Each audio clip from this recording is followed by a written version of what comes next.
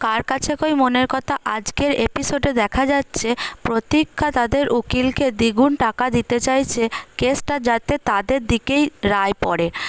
এদিকে বিপাশা তাদের উকিলকে বলছে যে কি ব্যাপার বলুন তো, কেসটা কাদের দিকে যাবে। তাদের উকিল তখন বলছে দেখাই যাক না, ভগবানের ওপর সবই ভরসা। বিপাশা তখন রেগে গিয়ে তাদের উকিলকে বলে আপনি এখন ভগবানের দোহাই দিচ্ছেন, আমরা আপনাকে কেসটা দিয়েই ভুল করেছি, আপনার হাত থেকে কেসটা নিয়ে অন্য উকিলকে দিলেই ভালো হতো। তখন উকিল একটু মনে মনে হাসে আর বলে হতেও তো পারে যে কেসটা আমরা জিতে যাব। এই কথা শুনে শিমুল এবং তার বান্ধবীরা প্রত্যেকেই চমকে ওঠে।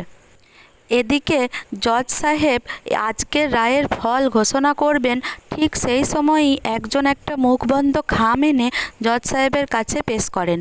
আর জজ সাহেব সেই খামটি খুলে পড়েন এবং বলেন আজকের রায়ের ফলাফল ঘোষণা করার ঠিক আগেই একজন সাক্ষীর সাক্ষ্য গ্রহণ নেওয়া খুবই প্রয়োজন। সেই সাক্ষী এতদিন অসুস্থ থাকার কারণে আদালতে আসতে পারেননি, কিন্তু আজ এসেছেন। আর উনি বলতে চাইছেন ওনার সাক্ষ্য গ্রহণ না নিয়ে এই রায়ের ঘোষণা করলে সেটা অন্যায় করা হবে, তাই সেই সাক্ষীর সাক্ষ্য গ্রহণ নিতে চাই। সবাই দেখে পরাগ এসে উপস্থিত হয়েছে আদালতে, আর সেই সঙ্গে আজকের এপিসোডটিও শেষ হয়ে যায়। পরবর্তী এপিসোডে কী হচ্ছে দেখার জন্য আমাদের চ্যানেলটিকে সাবস্ক্রাইব করে আমাদের পাশে থাকবেন। নেক্সট এপিসোড আমরা নিয়ে আসবো খুব শীঘ্রই।